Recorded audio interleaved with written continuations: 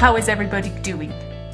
My name is Grace and I am the host of the Babbles Travelling Yarns podcast.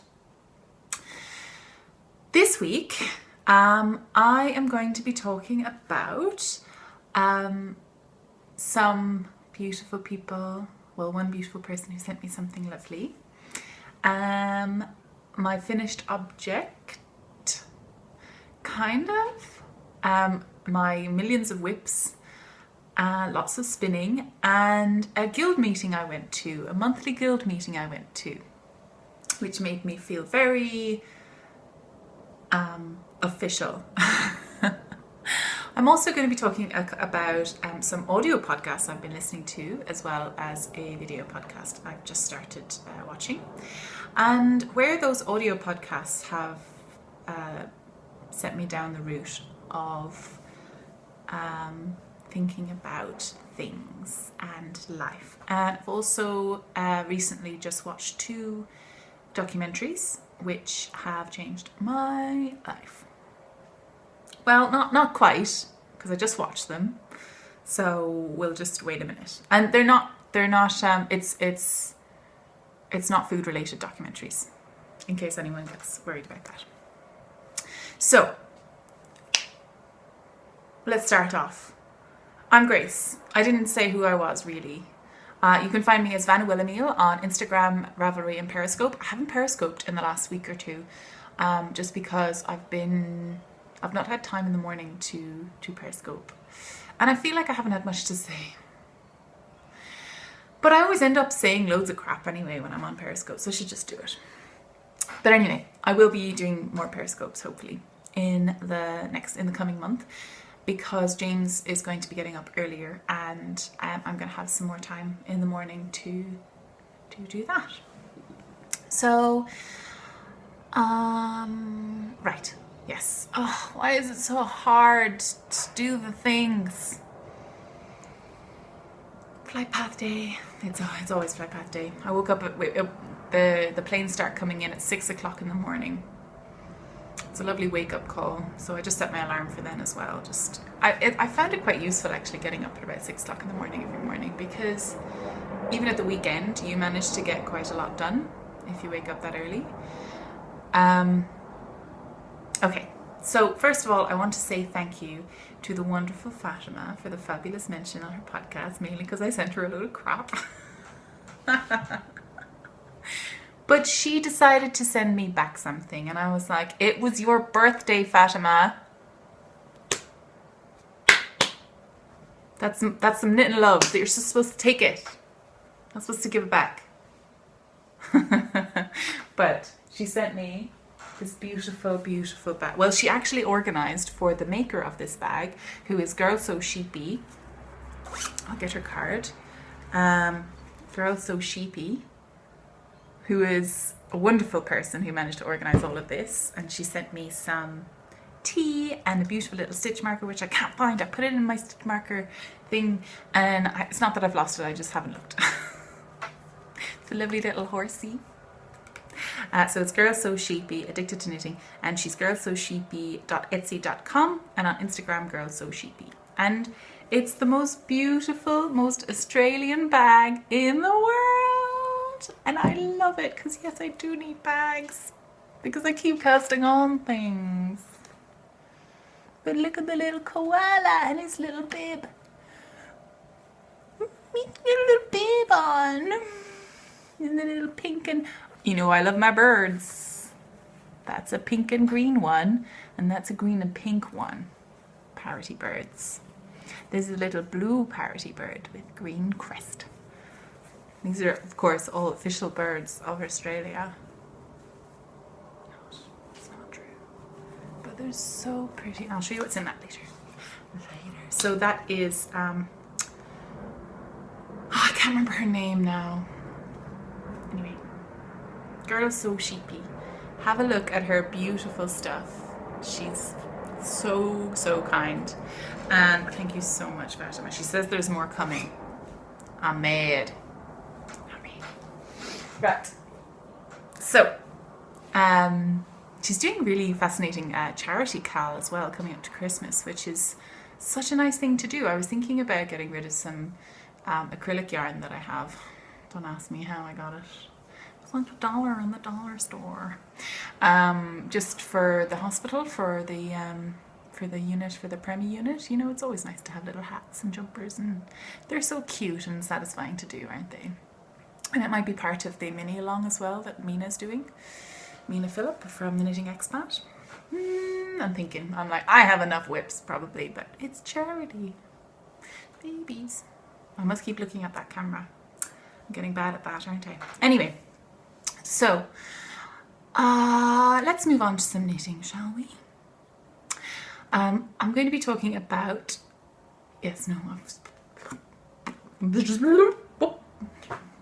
so my FOs. I have one FO. It's not a real FO. It's on my handspun, my cozy handspun blanket, which I'm obsessed with. Obsessed. And the last time, so this is what that's the back. That's no good. The last time, this was my most recent one. I had to look back. I was like, which one have I done? And I've only knitted one since. And this was just a 2-ply, 2 colors. Like one was a mint fluff and one was a green fluff. And I had actually spun it and wound it up. I just hadn't knitted it in. And I've got, this leads me on, that's all I've done. There's nothing finished. Anyway, but yesterday during a virtual knit night with Shannon from Socksetra, I spun an experimental yarn. So last time I showed you I had this really nice group of colours which were all kind of browns and yellows. And so I'll show you this now. So I decided to just take little strips, like maybe not even a gram each, half a gram each, and just like spin in a little bit and then change the color. And like try and do some sort of just color changing thing. So it would, and it Barbara pulls up there. So I decided to try and keep the color changes together. I did Navajo plying. So I find that Navajo plying kinks a little bit extra, mainly because it's not being sucked on fast enough or something. I just need practice. But yes, I'm really interested to see how this knits up, because it's like got all these different colors. I managed to get maybe 3 or 4 different repeats from going from dark to light and then dark to light and then dark to light. So it might be a kind of a self-striping situation, or it might be just a variegated thing. I think if I did the repeats longer and was doing a sock or something round, it would be self-striping. But I just really enjoyed seeing that. So that'll be knit in by the next podcast, and we'll see what that turns out to be like. I'm so excited by all of this. And I've managed to inspire a couple of other people to start spinning, and I feel a bit responsible because like it's hard when you start. And they're like, it's so much harder, you make it look so easy, Grace. And I'm like, yeah, it is hard. But I think I was determined to get better because I had all this fleece to do something with. So I had no choice. You know, it was like, I have to do it. I have to do something with this. I mean, it would be such a waste to throw it out or give it back, or, you know, like it's such a huge opportunity. So that's what I've been doing. Look at the camera. I'm looking at you, babe. Okay. I'm drinking some fabulous tea, but that Fatim organised, and it came with the package, and it's way too hot to drink right now, so I should really leave the top off. Let's just leave that top off. Oh, it's so steamy. Okay, let's leave that there. Concentrate. Why am I finding this so difficult today? I think I've got so much in front of me, but I still have this thought that I haven't done much, but I actually have. Because I've done quite a lot of carding, quite a lot of spinning, I have done lots of knitting, but it just hasn't felt like I've progressed very far. Here, let me show you why. So I've been knitting these socks everywhere, and I just feel like they're not going anywhere because they're just such such big socks. So the last time I was with you at Knit There, I think I'm knitting like an inch, maybe 2 inches a week. Like how slow is that for socks? But I know it's because I'm knitting 2 at a time, and I know it's because they're 80 stitch socks each. So that's 160 stitches every round. And it's a bit of a rib pattern, so every 10 stitches I purl, so knit 9, purl 1. And I've got basically 8 rounds of that, or all around the thing. And this yarn is lovely, it's really nice, but I'm just not, it's just not doing it for me. I don't know why. I mean, I will keep going with them because they're handy and everything. This is Arnie and Carlos, Autumn Night, Fall Night, or Autumn, Fall Night probably it's called in America. Arnie and Carlos design line by Regia. That's how you say it. Heard from me. Yeah, so I'll work on that. And they'll just be my little sock project that I take everywhere with me. I've just not been inspired. That's okay. And then there's this other section. So this is the lovely driftwood tee that I'm doing as a test knit, or not a test knit, as a sample knit. And it's a very pretty little t-shirt. And it's just basically 2 sides knit flat, and you just seam both sides together and the shoulders. And I've done one side, and that's blocked out and lovely and nice and fabulous. So that's the one side. Never mind that. Oh, what's that? Anyway, so that's the one side. The crease is just from where it's been folded. Lovely, lovely, lovely. Very fine. Very good. And then I had cast on 1 stitch. 1 stitch. That's not great. So this is how much I've done. Ugh, it's rolling up. So I'm just doing the other side. So the lace pattern is on the other side. Very simple. But I managed to screw it up like twice.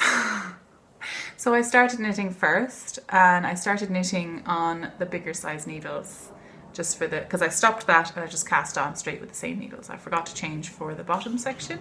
So you go down 2 needle sizes to a 3.25 for the bottom section, and the main body is knit on a 3.75. And then I was like, oh, it'll be fine, fuck it, it's fine. And then I got up to about the 3rd row on the lace pattern, and I saw I was making big boo-boos. Big boo-boos, and I was like, rip it out. So then I cast on with the smaller needles, and I went to work. And on the way to work in the bus, I was sitting for about half an hour on the bus, and I finished the bottom section, and I realized I didn't have bigger size needles to change it to go up. And I was like, well, I'm not just carrying on, because that did not work out the last time. So yeah, I decided to do something else. It was quiet doing work. I decided to do something else. And then I was like, oh, I really do need to knit this because I can't afford, I feel like it's just the same thing again. It's the second sock syndrome. I just don't want to do it. But I am forcing myself to do it because I have a deadline. I don't really have a deadline, but I feel like I should get it done at least by the 1st or 2nd week. 2nd week probably now in November, because it's going to be 6 weeks. I'm going to take it into her one of these days and be like, look, I am doing it. Tal, if you're watching, I am doing it. I am. Just, I'm not very fast. I'm not as fast as you thought I was. But you're going to get it. It will come to you. Don't worry. And it will be beautiful because I'm doing it properly. That's just, I'm not used to doing things properly, Tal, you know? And I'm just a really bad knitter normally, so I'm being really good for once. But it's driving me insane. So anyway, yeah, so I was like, oh, I can't do anything on this. And I was speaking to one of the girls and in work, and she was like, oh, just go across to Big W at lunch.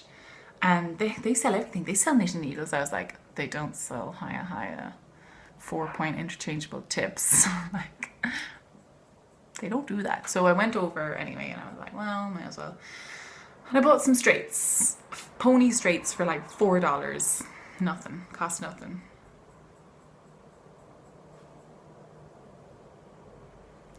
Oh my god. Oh my god. I hate straights. Straight needles. Straight needles. So I put up on Instagram that I was not enjoying the straight situation. And I put a hashtag out there, which might have been a bad idea. It hasn't come back to bite me in the ass yet, but I have a feeling it might. And it was like, desperate times, desperate measures, hashtag straights can burn in hell.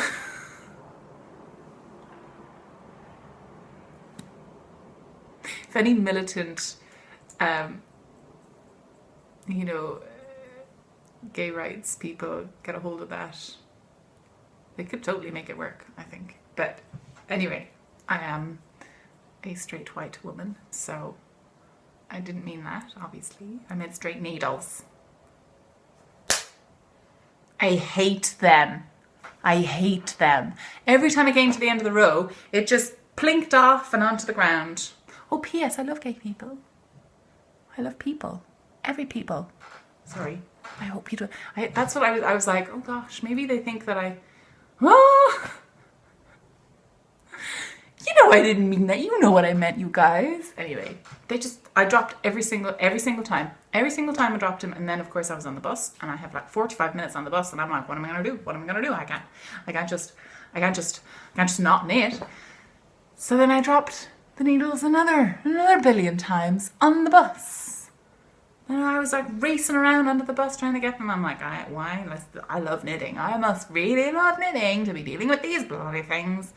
So now they're over there in needle hell, where they belong. That was a stressful day. So maybe that's why I'm just like, no, I'm not. I am actually, once I get down and do it, it's fine. And it's just basically back and forth, and there's a little bit of patterning, which is kind of getting smaller and smaller, which is cool. So that's getting done. It's on its way. I'm knitting it out of Morrison & Sons Inez yarn, which has a percentage of alpaca in it, which gives it a funny halo. But it is quite soft to touch, but not so soft on the neck, I find. But that's because I'm particularly sensitive to alpaca. So Morrison & Sons Inez 5-ply, and yeah, I'm knitting on the highest sharps, which are fabulous. I ordered a whole bunch more because I've got cast on itis. And I ordered from this really nice lady in I think she's in Queensland. She's got an eBay shop called A Chronic Yarnaholic, and her shipping rates are like $2, which is fabulous. So I ordered everything off of her, and it was $2 per item, and I was like, hopefully she'll refund me that, and she'll send it all in like two envelopes or whatever. And she refunded me pretty much about 2 or 3 hours after I placed the order, saying, oh, I've refunded you $8, you know, it's fine, don't worry. And I was like, yes. So A Chronic Yarnaholic, fantastic service, brilliant. And she has chagus, she has hayas, she has so many really good knitting supplies. So I would totally buy from her if you're in Australia and having difficulty finding useful needles. Now, next on the thingamajigger is, I suppose I better show you what's in this. Now, I haven't got very far. Actually, I haven't actually technically started. I've just done a swatch. Gauge smade. So I've done this swatch for my featherweight cardigan. Now the featherweight, it kind of looks unattractive on these pictures. I'm going to make mine much longer. Everyone said the sleeves look like the sleeves are very tight, but they don't look tight on her. Maybe she's a tiny lady. She could be a tiny lady.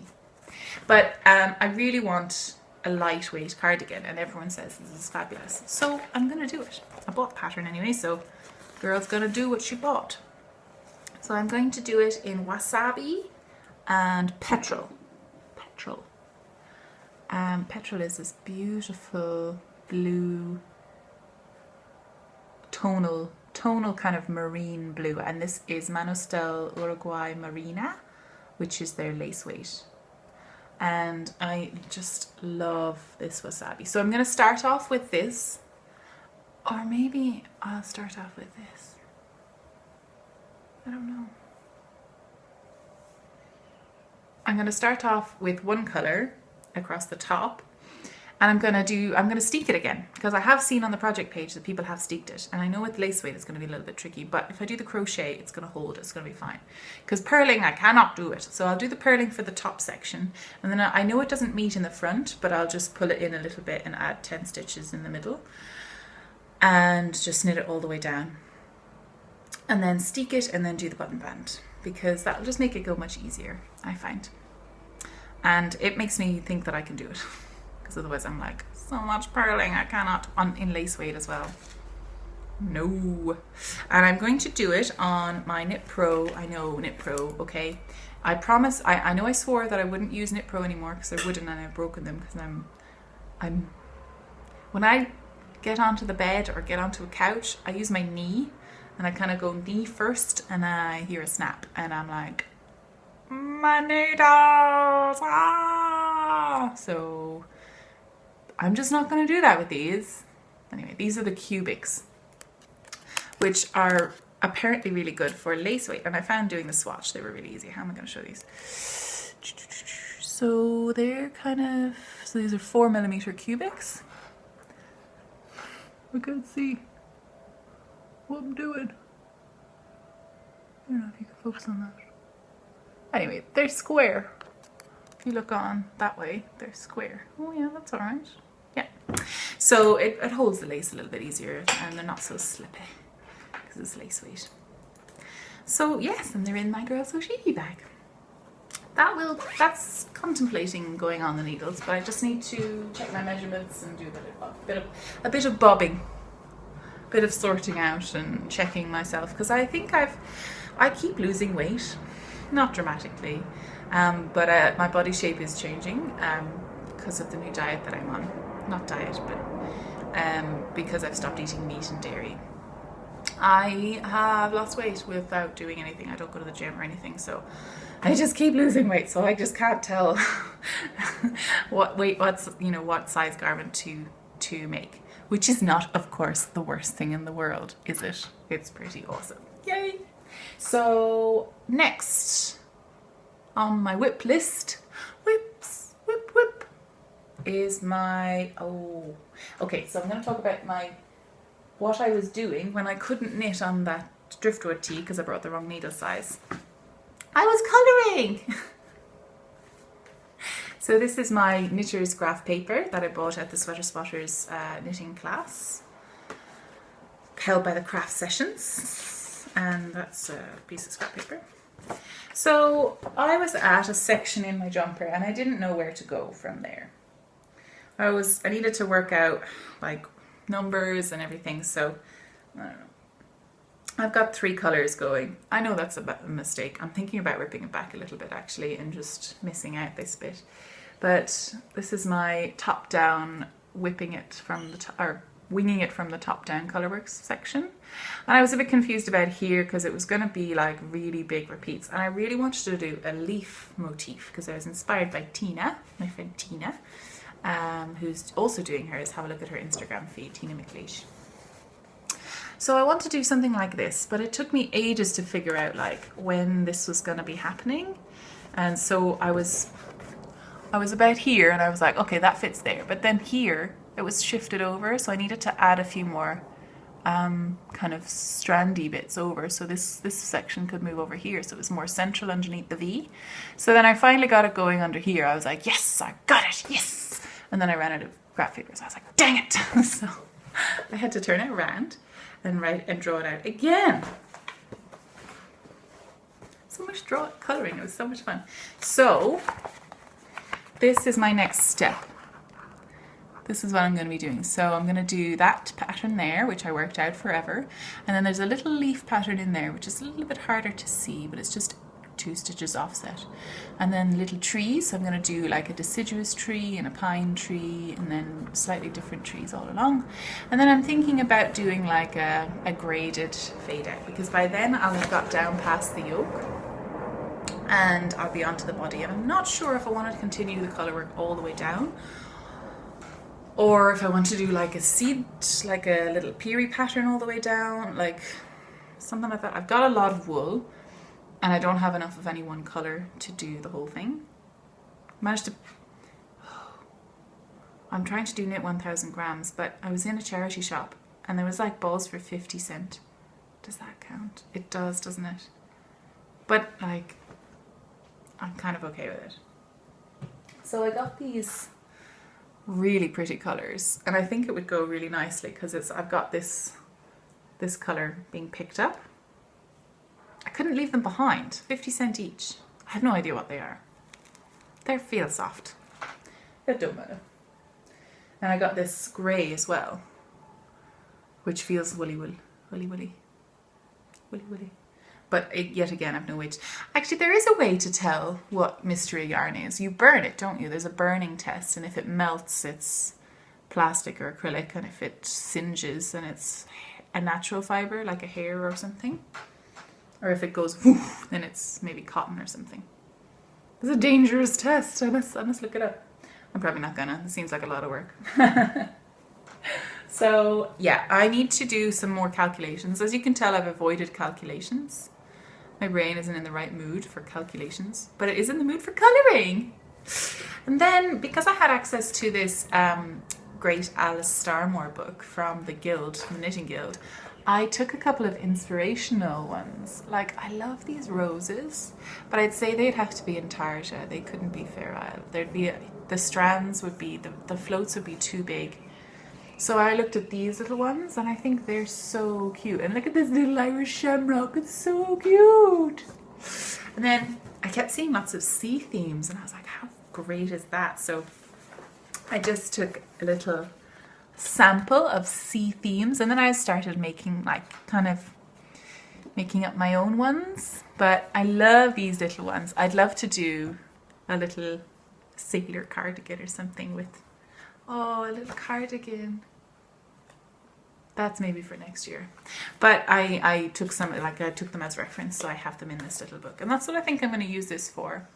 I also got some books this time round when I went back to the Guild. The Illustrated Dictionary of Knitting and a Dictionary of Knitting. So they're basically knitting dictionaries, you know. So I'm going to have a little look and see if I can copy them by hand into my little reference book. So I find that really useful. Right, then my most exciting cast on. My most exciting cast on is this one. So my friend Tina gave me 2 of these beautiful, beautiful, beautiful skeins of skein yarn. This is the Kaleidoscope colorway. And it's got these absolutely gorgeous greens and mints and teals and then reds. It's got every colour in the colour bow. I think that's called a rainbow. It's got these lovely purples and oh, look at that deep pinky red in there. Lots of pinks and colours that I wouldn't normally pick, but she just handed me this yarn. She was like, do you want these? I was like, yes, more than anything. And then on the first knit night that we went to, Linda Robbie gave me this. And this is a cone of Colour Mart yarn. Now, this is fingering and this is DK. I think it's going to be fine. Because it's like for machine, basically. It's still quite oiled, so when it's washed, it will fluff up a lot more. It's gonna be fine. Because I'm doing the Dotted Rays by Stephen West. My first ever Stephen West pattern. I had to. So I had 2 of these skein yarns, and there's like 150 grams in here. It's plenty. So what I'm going to do is I'm using this for the accent colour and this for the main colour. And when I run out of this, I'm going to do like the last big section. And I know it's going to be heavier and it's going to drop a little bit, but that'll be fine. I might drop a needle size if that happens. But this is where I am so far. Aren't the start of shawls the cutest things? Look how small it is. Look how small it is. I I think this is why shawls are so attractive. This is my third shawl. I'm not a big shawl knitter. I'm more of a kind of a practical wear knitter, socks and sweaters and things now. She says only in the last couple of months, but oh, look how pretty it is. And I know it's starting to make this kind of bubbliness because of the different weights of yarn, but I really like the way that contrast is happening. I really like that. I'm thinking maybe I should start changing needle sizes for every one of those little bits though. It's going to be an art piece. It's really neon, isn't it? But it's picking up these little green blips in here. I need 5 arms. It's picking up these little green blips in the yarn itself.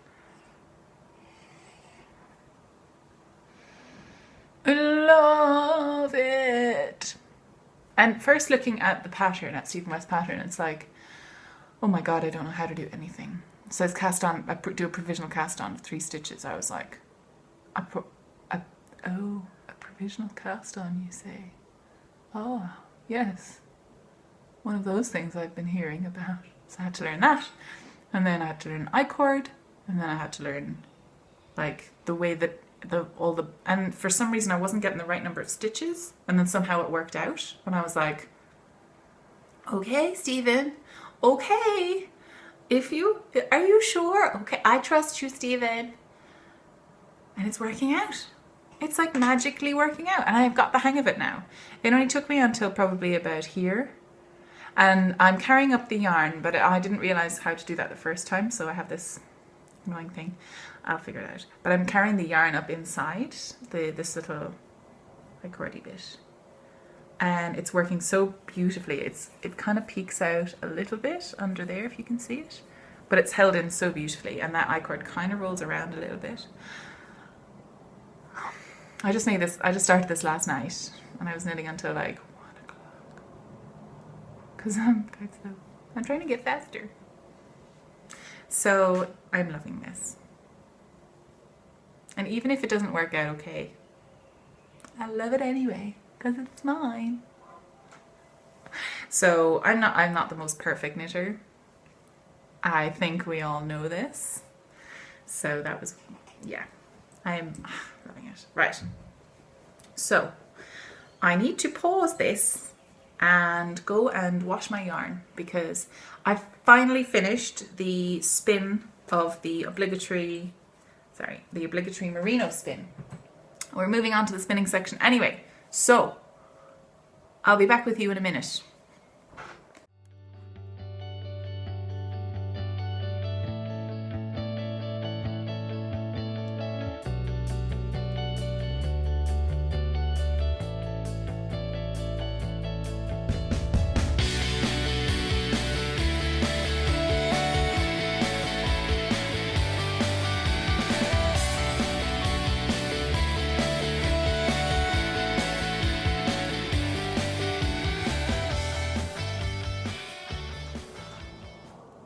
Spinning.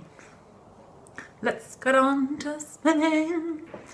So I'm just washing the skein of yarn that I've just done, that I just finished and took off the wheel. It's really greasy. I ended up spinning it in the grease, which is really quite difficult to do. So it's probably felting in there because I didn't do a great job washing it the first time, washing the fleece the first time. So it might felt together a little bit. Which is actually okay for knitting because it's, yeah, I mean there's rowan felted tweed and stuff, you know, semi-felted. As long as the strands don't like stick together. If they're plied and they felt, great, awesome, because it'll hold together a lot quicker, but we will see. We will see. So this is the first skein that in there, it's just a white skein, that I used this drum carder. And the drum carder is just here. This is the drum carder. It's heavy. So it's got a big wheel and a small wheel and a handle. See? This is sufficient. See? So I'll just kind of show you like that. Maybe if I bring you forward and tilt it down a little bit. That's my computer with its lazy lingerie. So what you do is, maybe I could, let me sort this out. Put this over there, this here. This is as raw as it gets, folks. Okay, that's a bit better. So this lies flat. You put your fiber here, and then you roll it. It's actually rolling along the table. So you roll it so that the yarn is pulled in. So it's actually that way. So the yarn is pulled in and then pushed onto this. It's all got a bit wrong. I take it out and I put it back in a couple of times because I'm not a very good flicker. So flicking is what you do when flicking is when you kind of brush it out a little, brush all the locks out a little bit before you pop it in.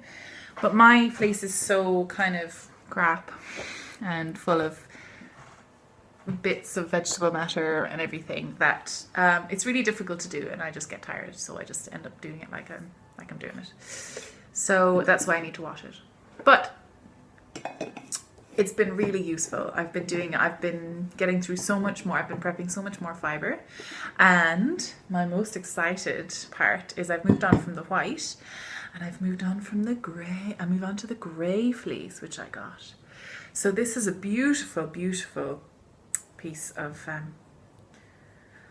fabulousness. So it comes off the what's it called? Drum carder, like this. This is a bat. So you've got row lags and then this bat. And I haven't spun with this yet, but I have spun with the bat from the other one. But I think this fleece is washed a lot better, so it's not as greasy, so I think it's going to spin really nicely. My ideal dream, oh it's so soft, would be to make a cardigan out of this. How amazing would that be? But I'm finding the merino spins really fine. And I found out at the Spinners Guild that starting with an 18 micron fleece is a bit crazy, and I should have started with a lot thicker. Oops, go big or go home. So maybe that's why I find like all the commercial tops and stuff so easy to spin, because they're like heaven compared to the 18 micron. This is probably around 18 to 20 microns. I think it's probably still quite small though. It's quite fine, and the staple length is a lot shorter in this grey. Don't know why, probably just cut a little bit earlier or later or whatever. So it's beautiful. Most of the sheep on the farm that I got these from are white merino, and they sell that yarn to the fashion industry, which then goes on to be spun somewhere else, normally in China and Cambodia and places like that, where the labour is super, super, super cheap. So to be able to get access to a fleece that's normally such a fine art yarn is really special. Fine fashion yarn is really special, and they only have about 10 to 12 of these kind of grey or black sheep on the farm. The rest of the thousands of sheep are all white, so the grey and blacks are kind of like genetic abnormalities. So this is really special for me anyway, not for the fashion industry where everyone wants to go into H&M, Topshop and just buy the same thing that looks like the same as everywhere else. So yes, I'm really enjoying the carder. It's very useful. I can create a bat that weighs about 30 grams in a night. So that's a lot faster than I was working. I was maybe getting 15 grams a night making row lags with hand carders, so I've doubled my production. So that's awesome. Now I'm going to speak a bit about the guild that I went to.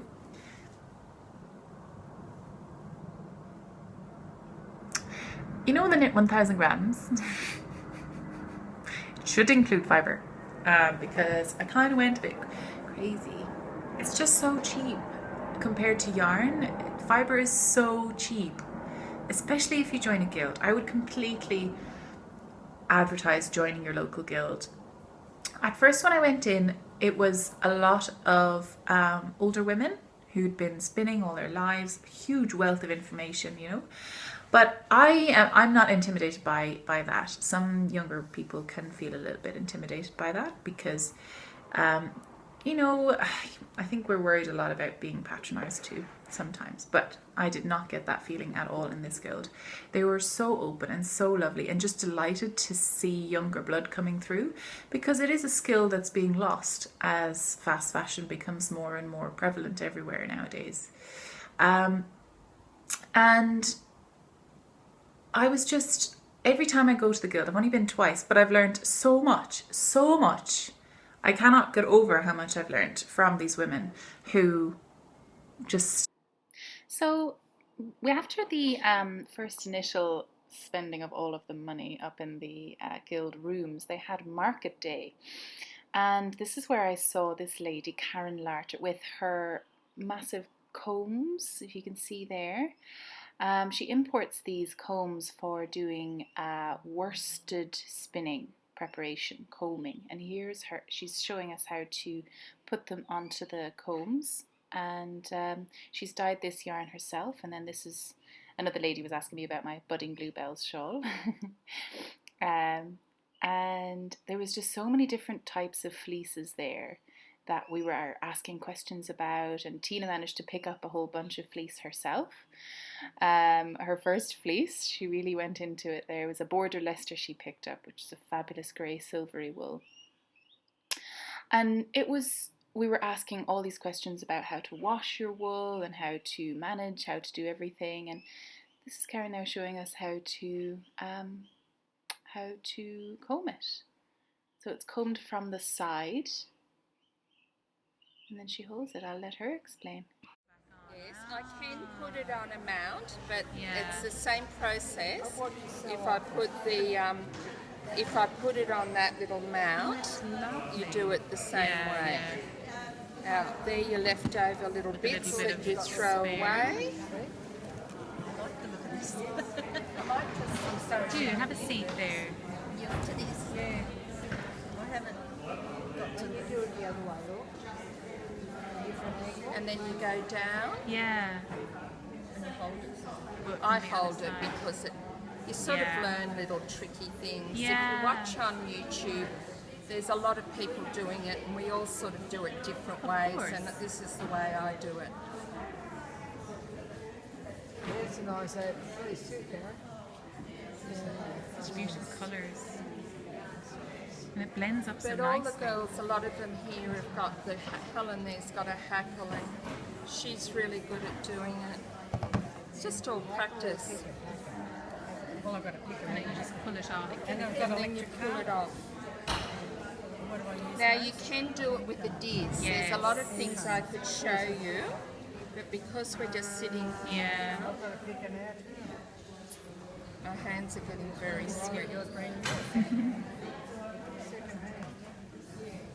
The pressure of being filmed. I've got a towel in there.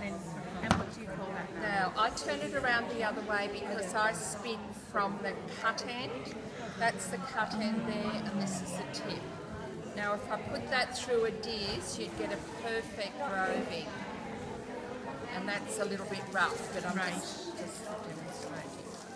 So why do you spin from the cut end? I'm not real good with the other. Well, I do it on this there's board. different reasons for that. I think it's something that we've traditionally done, but Margaret Stove, who is a beautiful fine spinner and does lace work, she tells us to spin from the tip. Now, Jean, Spin for the tip fine. for fine. Extra fine. Extra fine from the Sewing tip. thread fine. Wow, okay. Yeah. So if you wanted to make something a little bit more I don't robust. think- Yeah, but it's just very Yeah. fine. Because of the, something to do with the Scales. scales on the thing. Just got a Oh, little the way bit that of, the way that they go. just And holds you it. can notice it as well when you, say if I do a whole lot of, and I noticed it the other day, I was doing a whole lot of these, And one I thought was round the wrong way, and I could tell by running Yeah, my you can finger. feel it. Oh, because the scales are going to be Scales back. go that way, or they go a little bit rough the other way. Yeah.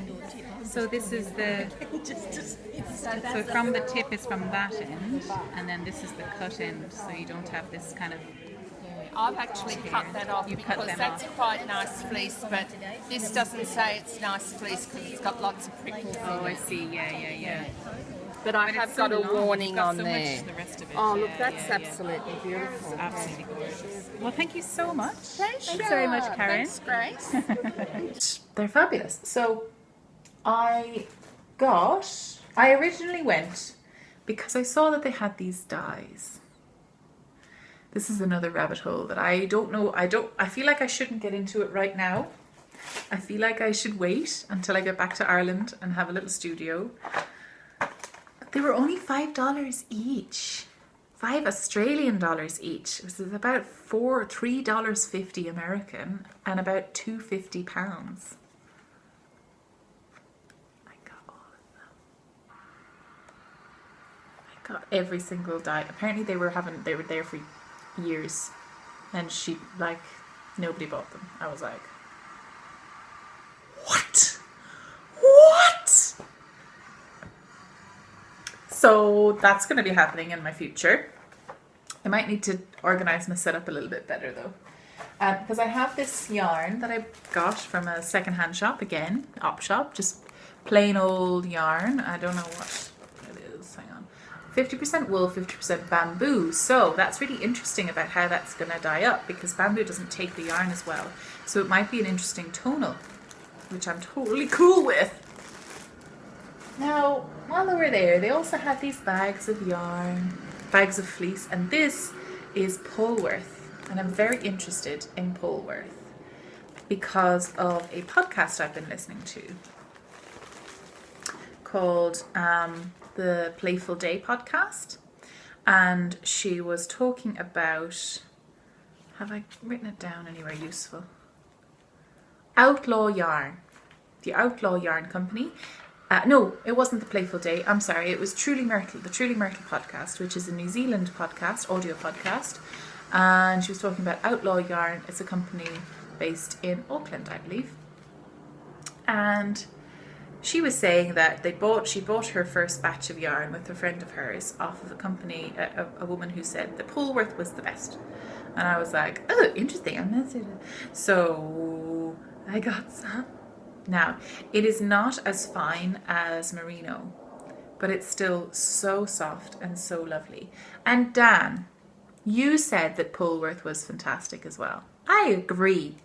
How amazing would it be to dye this and then spin it, or spin it and then dye it?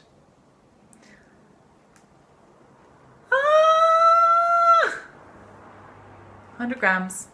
How much? $11.50. $11.50 Australian dollars. Wow. Oh yeah, baby. So I just can't pass up a deal. And then I saw this for $2. It's a silk cap. Now, I've been doing a lot of research into the ethics of wool and everything else. And silk is one of those things that the silk industry kills billions of insects every year. Because when the cocoons are, they build the cocoons to change from larva into the silkworm, into the bug, or the fly, the moth.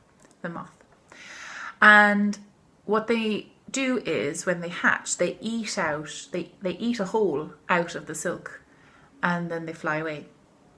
But the silk industry doesn't want that to happen, because they cut all those long fibers. Those fibers are so long and so strong that when they eat out, they cut all those fibers. So what they do is, before they hatch, they boil them. They boil all the insects alive. Now, sometimes, of course, they don't catch everyone. So they find these eaten out, there's these little eaten out pods with holes in them, and they're thrown away as waste.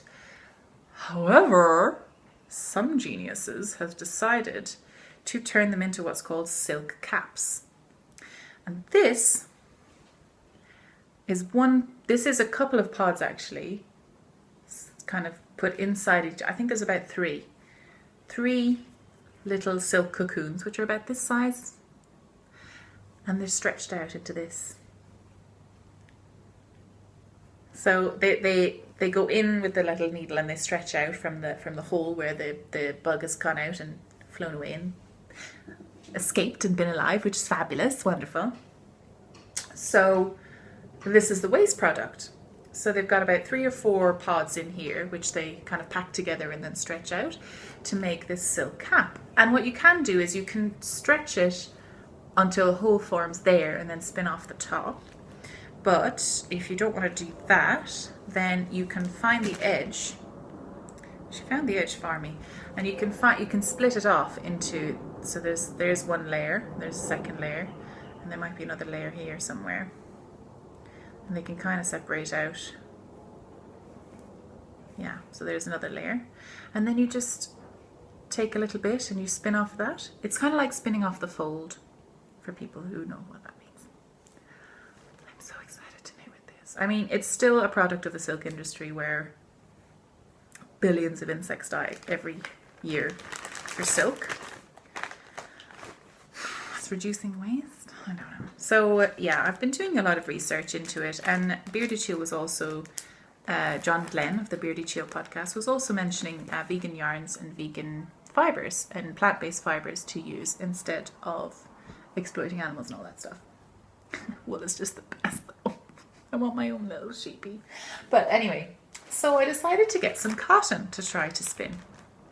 So cotton tops. This is like a roving.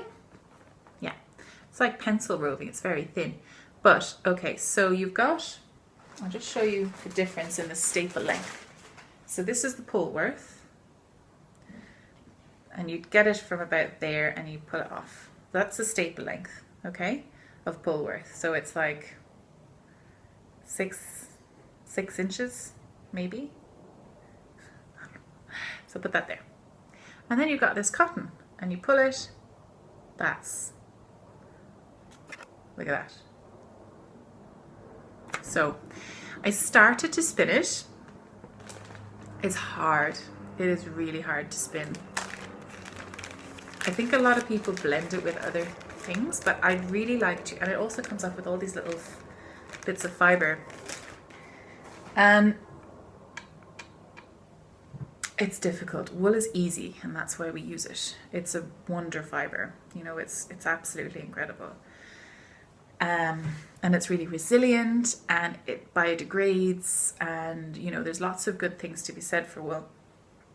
But there's also some questionable practices too, which, you know, I'm not going to get into. But so I want to get good at spinning cotton. I really do. And it's just one of those things that I have to be like, right, I'm going to try this. I'm going to try my very hardest.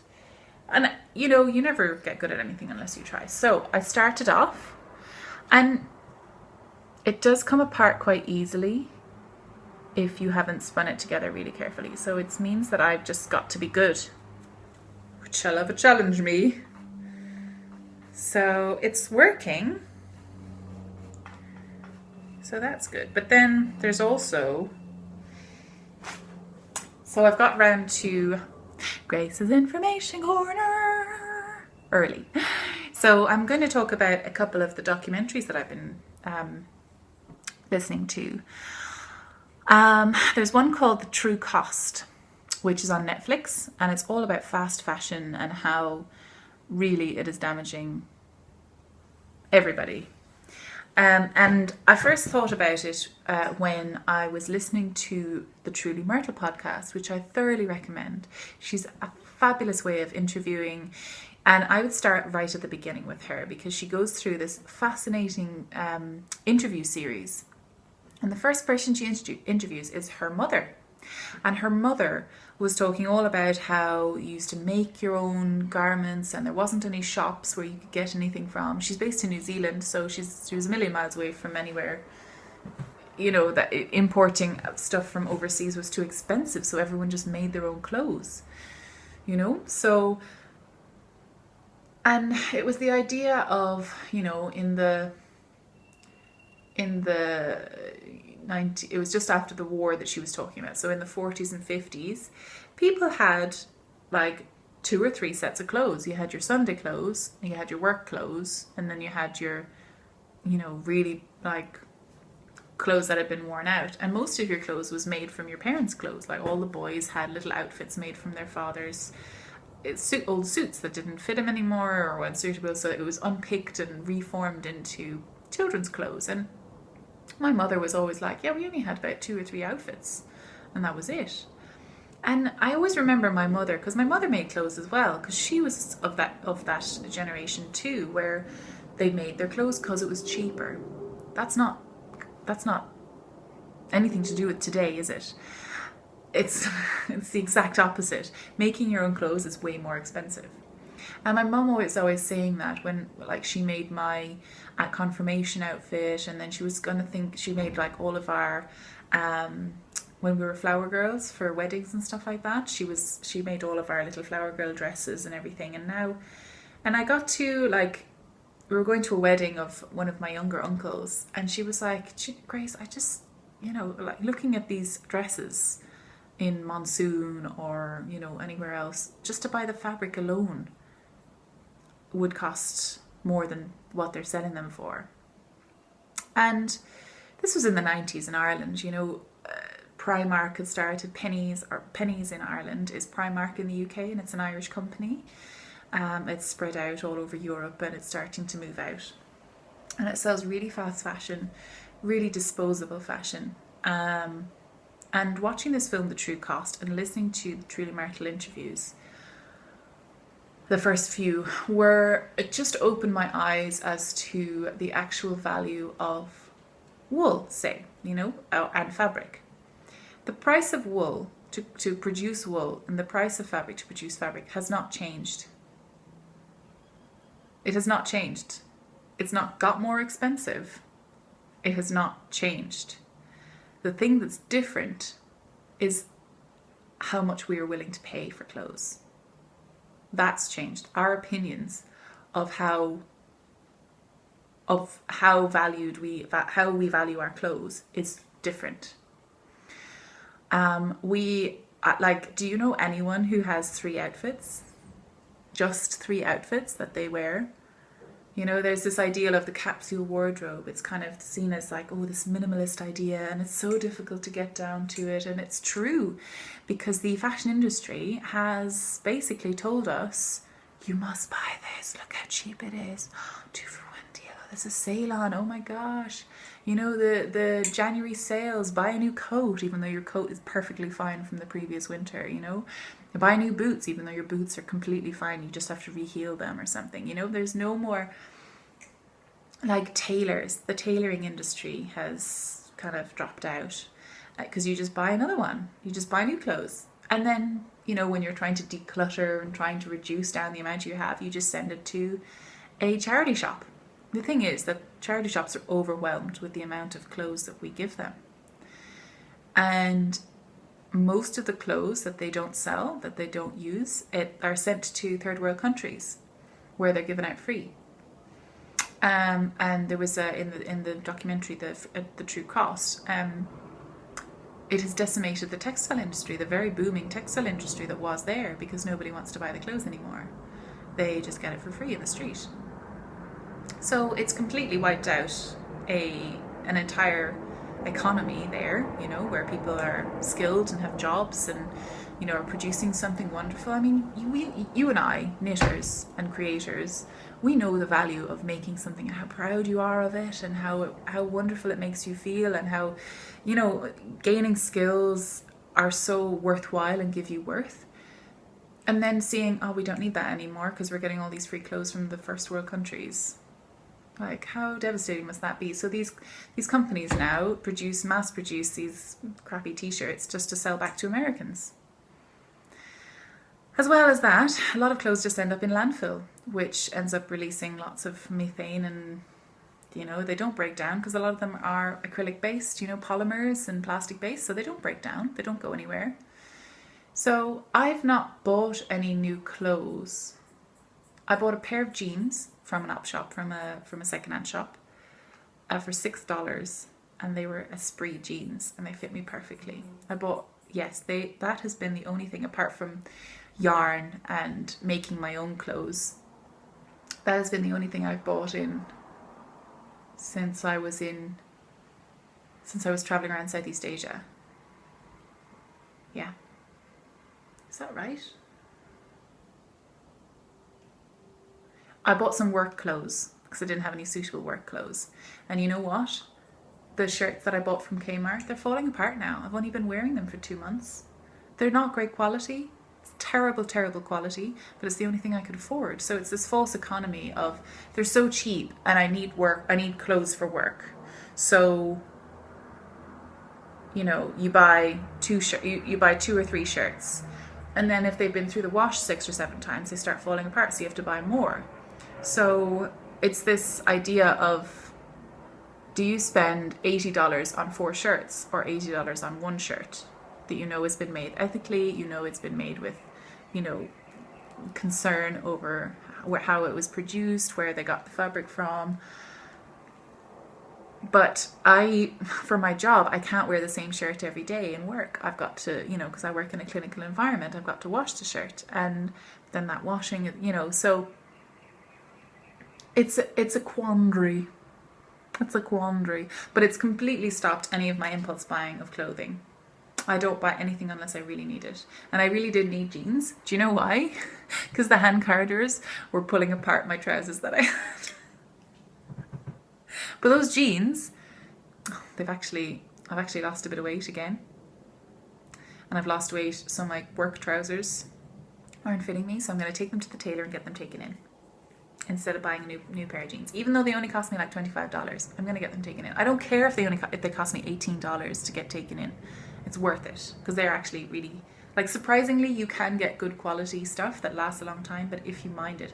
I think people have forgotten how to mind their clothes, you know, because they've lost the value of them, because you can just buy another one for $20, $5, $10, $20, you know.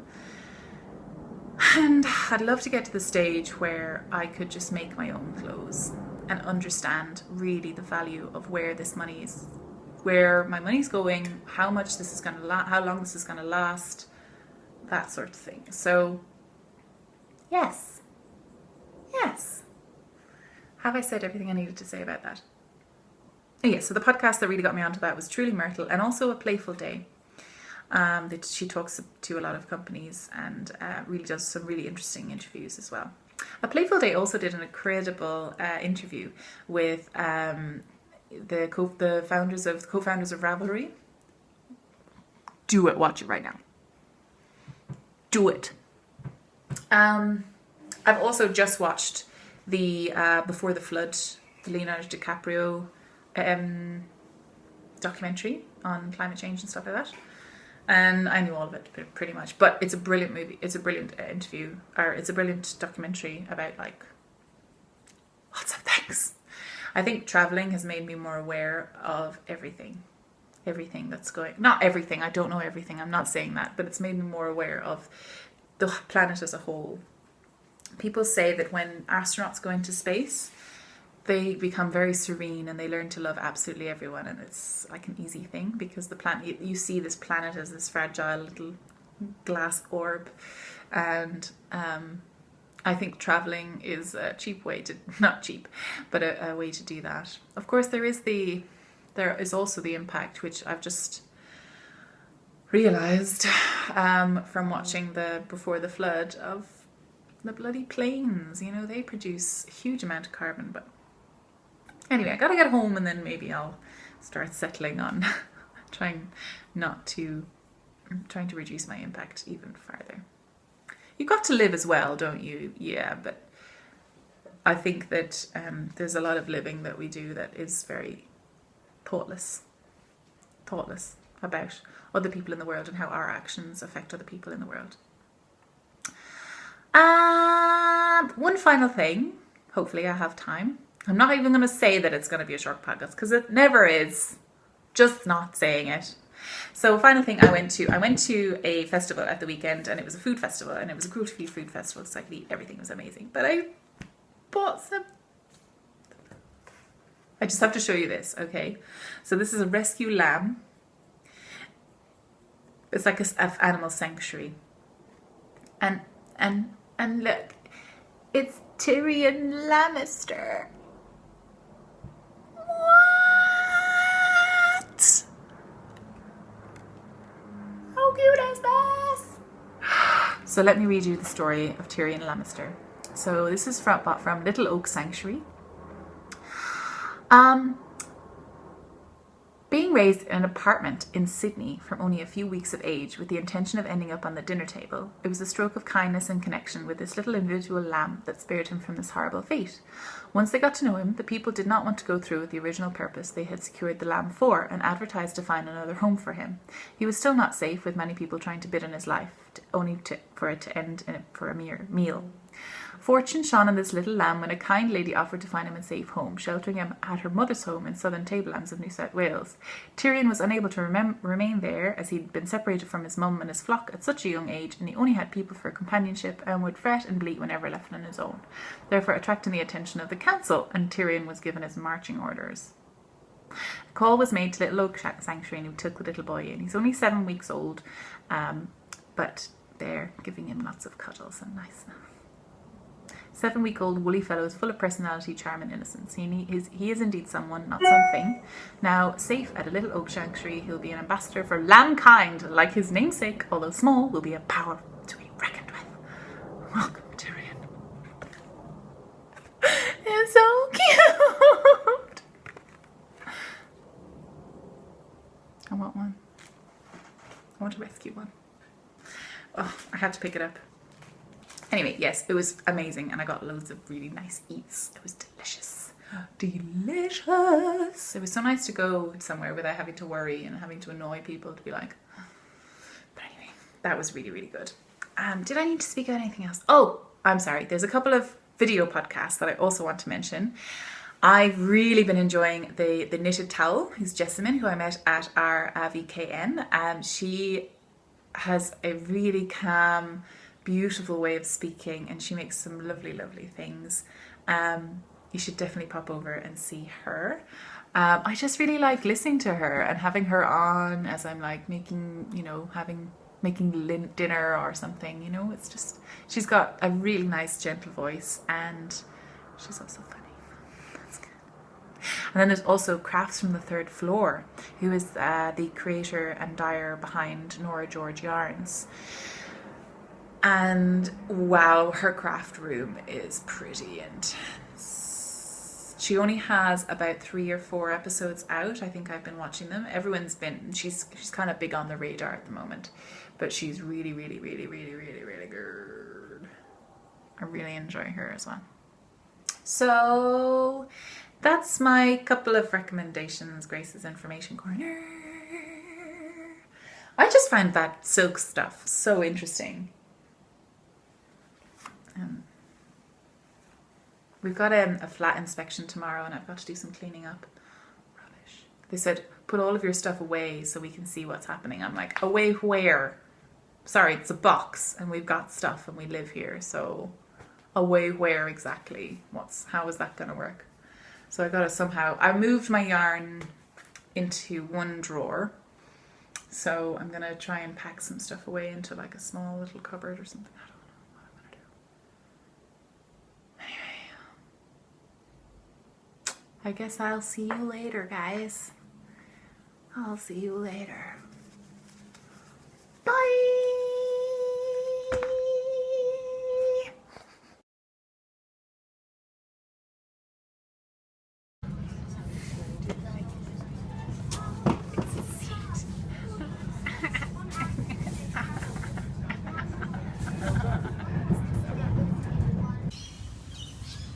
This is Buddy the cat. He lives at the end of our road in this beautiful little house that's built for him by his fairy godmother. And you can follow him on Facebook as Buddy the cat in his little house. He's so cute.